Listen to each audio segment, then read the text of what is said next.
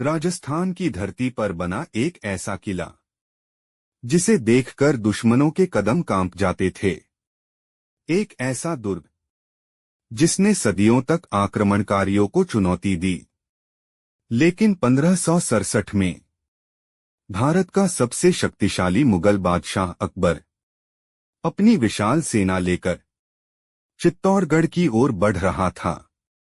उसके साथ थीं विशाल तोपें, हजारों घुड़सवार, युद्ध हाथी और एक सपना, पूरे हिंदुस्तान पर राज करने का सपना। लेकिन चित्तौड़गढ़ केवल पत्थरों का किला नहीं था। यह राजपूत सम्मान, स्वाभिमान और बलिदान की पहचान था। कुछ ही महीनों बाद यहां ऐसी आग जलेगी जिसे इतिहास जौहर के नाम से याद करेगा, और हजारों राजपूत मौत को गले लगाकर इतिहास में अमर हो जाएंगे। चित्तौड़गढ़ राजस्थान के मेवाड़ राज्य की राजधानी। यह भारत के सबसे विशाल किलों में से एक था।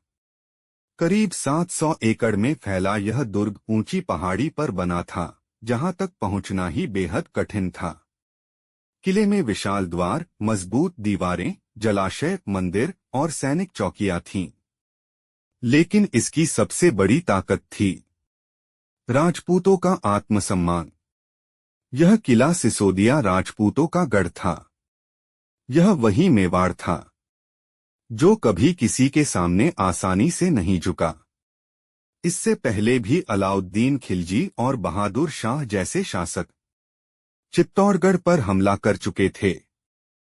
हर बार यह किला वीरता और बलिदान की कहानी बन गया। अब बारी थी मुगलों की। 1556 में पानीपत का दूसरा युद्ध जीतने के बाद अकबर तेजी से अपना साम्राज्य बढ़ा रहा था। दिल्ली, आगरा और उत्तर भारत के बड़े हिस्से उसके नियंत्रण में आ चुके थे। लेकिन राजपूताना अब भी पूरी तरह मुगलों के अधीन नहीं था। अकबर जानता था, अगर उसे पूरे भारत पर नियंत्रण चाहिए तो मेवाड़ को झुकाना जरूरी है। और मेवाड़ का दिल था चित्तौड़गढ़। 1567 में अकबर ने करीब 40,000 से अधिक सैनिकों की सेना के साथ चित्तौड़गढ़ की ओर कूच किया। उसकी सेना में भारी तोपखाना, तुर्की बंदूकची, घुड़सवार सेना और युद्ध हाथी शामिल थे। उधर मेवाड़ के शासक थे महाराणा उदय सिंह द्वितीय। राजपूत सरदारों ने सलाह दी कि राजा को सुरक्षित स्थान पर जाना चाहिए ताकि भविष्य में संघर्ष जारी रखा जा सके। इसके बाद किले की रक्षा की जिम्मेदारी संभाली जयमल राठौड़ और युवा योद्धा पत्ता सिसोदिया ने। अक्टूबर 1567 मुगल सेना ने चित्तौड़गढ़ को चारों ओर से घेर लिया। अकबर ने सीधे हमला करने की बजाय धीरे धीरे किले को कमजोर करने की रणनीति अपनाई। विशाल तोपों से लगातार गोलाबारी शुरू हुई। तोपों की आवाज कई किलोमीटर दूर तक सुनाई देती थी। लेकिन चित्तौड़गढ़ की मजबूत दीवारें आसानी से टूटने वाली नहीं थीं। राजपूत सैनिक हर हमले का जवाब देते रहे। वे रात में अचानक हमला करते, मुगल सैनिकों को मारकर वापस किले में लौट जाते। युद्ध कई महीनों तक चलता रहा।